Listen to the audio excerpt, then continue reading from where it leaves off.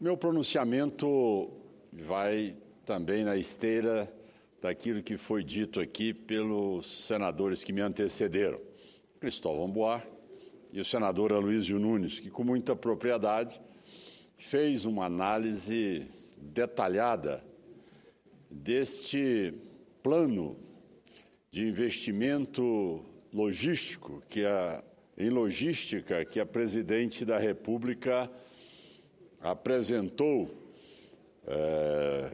em uma grande reunião convocando todos os governadores e ministros de Estado. É impressionante, nobre senador Aloysio Nunes, a capacidade que tem o PT e o governo Dilma em criar factoides ou peças de ilusionismo. Porque aquilo que lá foi proposto, com toda aquela entourage, com todo aquele momento, dizendo que era a página virada à crise, e que agora a presidente diz que o momento já teve um momento no governo do PT que era uma marola, agora é uma onda, e nós estamos sabendo que isso, dentro da incapacidade de gestão deste governo, vai chegar num grande tsunami, sem dúvida alguma, que é esse quadro que nós estamos alertando e o governo realmente não tem tomado nenhuma providência. Quando o senador Aloysio Nunes fez referência aqui a todos os alertas que foram feitos e os programas anteriormente citados por este governo, PAC 1, PAC 2, essas obras propostas no sentido de melhorar a qualidade de vida da população brasileira, melhorar a saúde, a segurança, a educação, eu faço questão, senhor presidente, de trazer alguns dados que são significativos. Só para fazer uma análise rápida das obras do governo Dilma no PAC 1 e no PAC 2. Ela se comprometeu, em 4 anos, a entregar 10.116 quadras esportivas nas escolas. Entregou 3.300, um terço. Implantar 500 unidades de pronto atendimento, UPA, e que também investiria 2,6 bilhões. Das 500 unidades, entregou 230, menos da metade. Diz também que investiria 5,5 bilhões e que entregaria a todos os municípios 8.694 unidades básicas de saúde. Entregou, esse aí, um percentual maior, 7.000 unidades. Que modernizaria 21 portos e que, com isto, ela chegaria um investimento de 5 bilhões de reais e, no entanto, investiu 2,48. Que investiria 22 bilhões em obras de saneamento, investiu 5,38, um quarto. Que construiria, senador Blairo Maggi, 4.696 quilômetros de ferrovias, construiu 227. Menos de um décimo, um quinto. Construiria 7.917 quilômetros de rodovias, entregou 4.323. Construiria 2.883 postos de polícia comunitária, não entregou nenhum. Construiria 800 praças do PAC, entregou 219. Então, o que nós assistimos é exatamente uma prática de maquetagem muito bem instalada no governo. Eu perguntava ontem ao ministro da Educação que dia este governo vai fazer com que o compromisso da palavra dada, dos investimentos propostos, das melhorias para a sociedade, eles seriam cumpridos e que o ministro da Infraestrutura, o ministro do Planejamento, o ministro da Fazenda, eles não fossem atropelados pelo superministro João Santana, responsável pela propaganda do governo, que é quem dita as normas, quem define o que deve ser falado e, no entanto, sem nenhum compromisso com a realização das obras.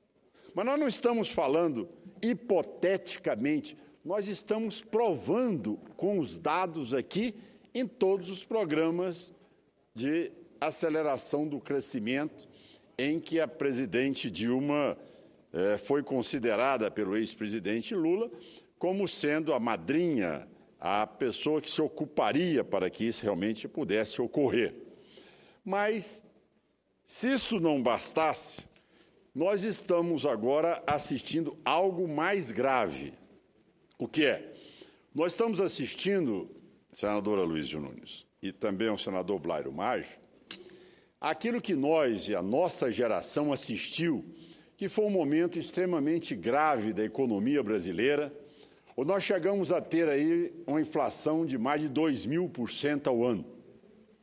Momento em que nós não tínhamos mais como referência a moeda brasileira. Nós acordávamos com um preço e à noite ele já era modificado. Nós convivíamos numa época em que aplicar dinheiro em overnight era melhor do que investir em qualquer setor deste país. A geração de 25 anos de idade, 30 anos, não conhece o que seja o verdadeiro malefício de uma inflação. Eles não conviveram com isso. Graças ao quê? Talvez tenha sido a maior conquista do governo Fernando Henrique, que foi exatamente de Itamar Franco, a construção e a consolidação do Plano Real. Passamos por momentos delicados, criamos uma unidade de transição e aí consolidamos uma moeda onde todos nós brasileiros nos orgulhamos no decorrer desses anos em termos uma referência que é o real. De repente, o PT, além de não cumprir os seus compromissos e implantar uma tese populista, demagógica e perigosa, ele comete um crime maior, que é exatamente a destruição do Plano Real. Essa é a reflexão que faço neste momento. Eles estão destruindo aquilo que o Brasil todo apoiou e que foi a grande recuperação na renda per capita do cidadão. A verdade é, o que é fazer o social? É dar o emprego, remuneração digna, mas essa remuneração poder adquirir os bens, poder adquirir a condição de fazer as suas compras no supermercado, poder ter também a oportunidade do lazer, do esporte, da melhoria da sua moradia. Tudo isso só se conquista quando se tem uma moeda forte e quando se tem uma inflação baixa.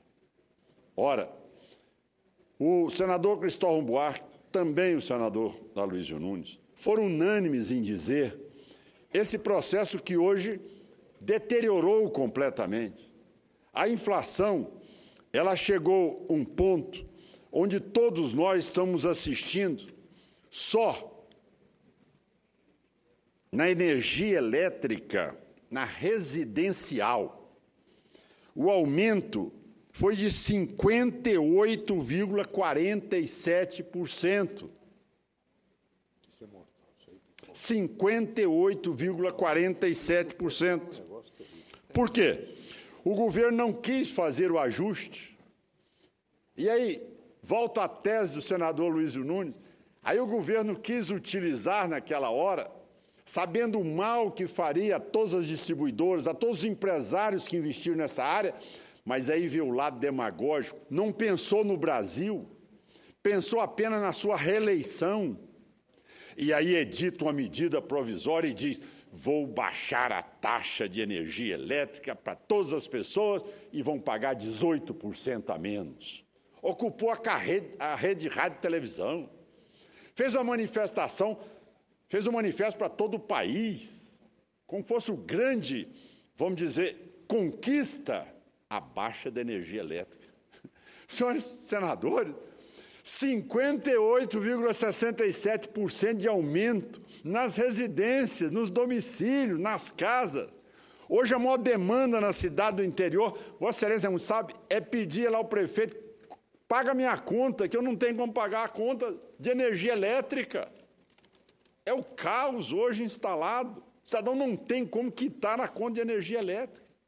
O combustível também mantiveram a todo custo o preço da gasolina, do óleo diesel, de todos os derivados, sem poder mexer, porque não podia comprometer a eleição da presidente da República. O aumento é de 11%. Aumentaram as facilidades no ABC Paulista para produzir cada vez mais carros e liberar os empréstimos para as pessoas adquirirem.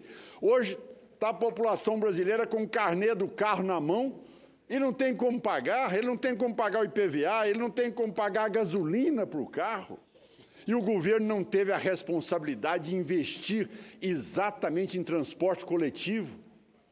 Que todo o país hoje desenvolvido tem a preocupação exatamente disso, de poder dar boas rodovias, sim, mas transporte coletivo urbano digno. É isso que nós não temos. E o governo, hora alguma, voltou a sua preocupação, mas sim na tese de que precisava ganhar a opinião pública naquele momento, usando o endividamento das pessoas para tirar o Brasil da crise, e na hora que chegasse agora, nesta hora, o governo não quer assumir o seu passado.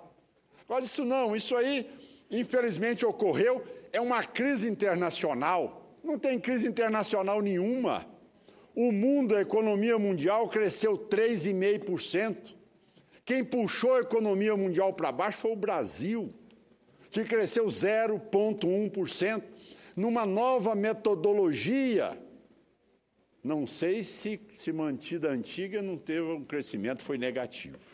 Então, esse é o momento que nós estamos preocupados, porque a inflação, ela já chega a 8,47%. Como disse aqui o senador Cristóvão Buarque, nas pessoas que recebem 2 salários mínimos ou pouco mais, essa inflação já extrapolou os 2 dígitos. Onde é que está sendo comprometido?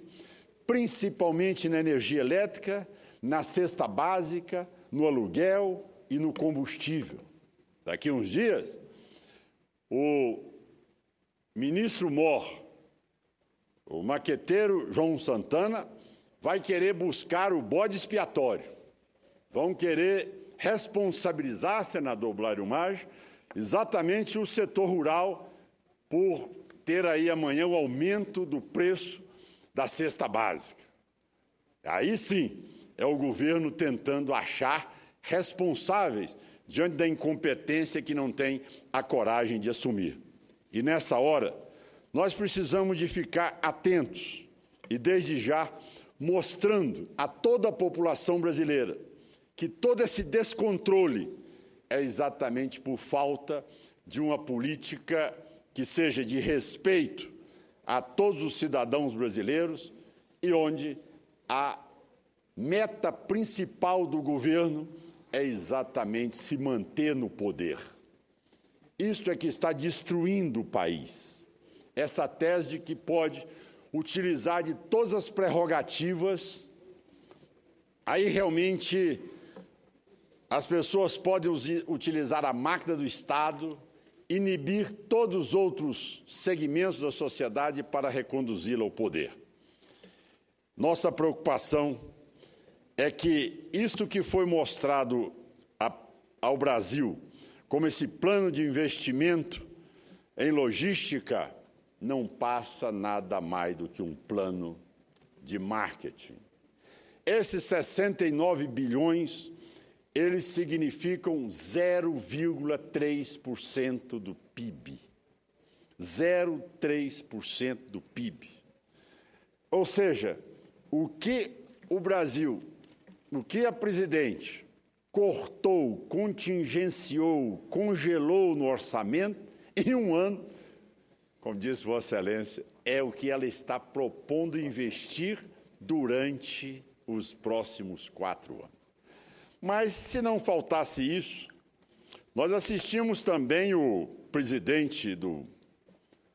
ministro da Fazenda, dizer que para esses investimentos, alguns, principalmente na área de ferrovia, o BNDES vai arcar com 70%. 70%. Os outros 45% ou 35% de dinheiro público. E eu, então,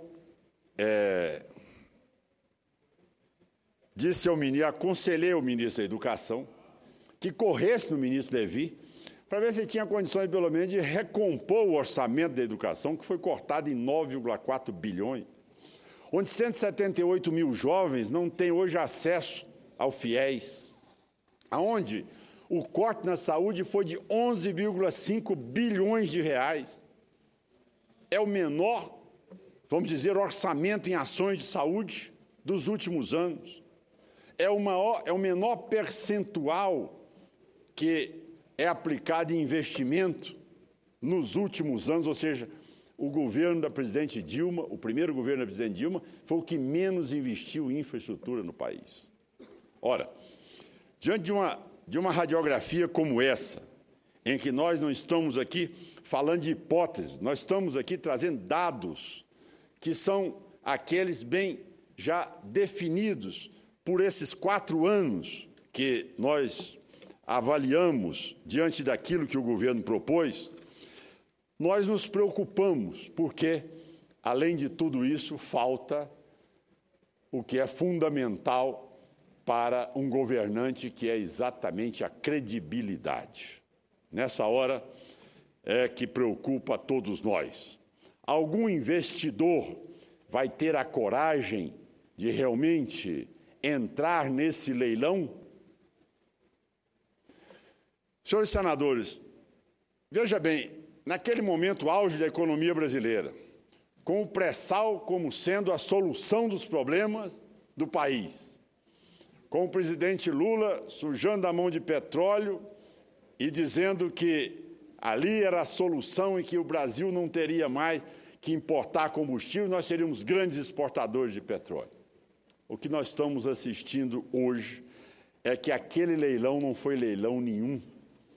Foi a venda exatamente a um grupo que foi construído nas últimas horas, sob grande pressão, pelos chineses, pela Total e pela Shell. E, com isso, tiveram que fazer ali o leilão do Campo de Libra. Criticaram o projeto anterior, que era de concessões do governo. Impuseram partilha. Hoje, a Petrobras está blefada com o pré-sal. Não tem o que fazer com o pré-sal. Ela não tem como marcar com os 30%. E ela foi hoje totalmente destruída naquilo que ela era referência internacional e orgulho para todos nós brasileiros, que é exatamente a pesquisa e a capacidade de exploração em águas profundas. Senhor presidente, disseram que teremos aí 5 leilões este ano.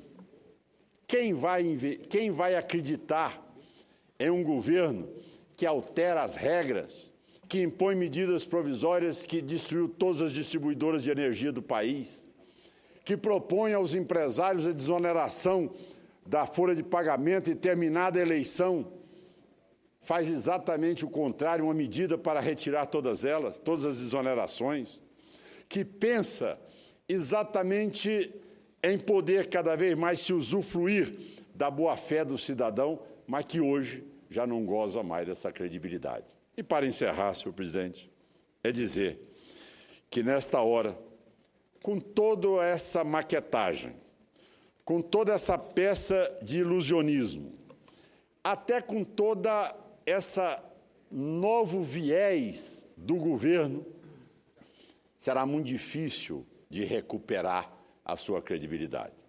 A presidente Disse que não podem transformar o Levi em Judas.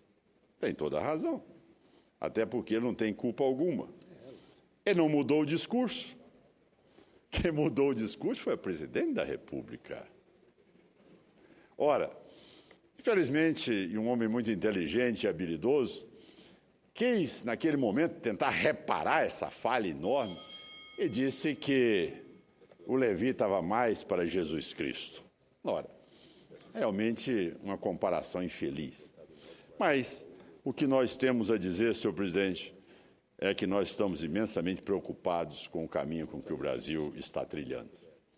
Eu insisto na tese de que, realmente, se a presidente Dilma tivesse muito mais uma visão de Brasil e de compromisso com a nação, um gesto de poder convocar novas eleições, mostrar à população brasileira, não em forma de conta-gotas, as crises e os escândalos que estão ocorrendo, mas que mostrasse de uma maneira ampla e aberta a realidade do governo brasileiro, nós teríamos aí condição para que o próximo presidente da República, mostrando que o remédio é amargo, as cirurgias serão cirurgias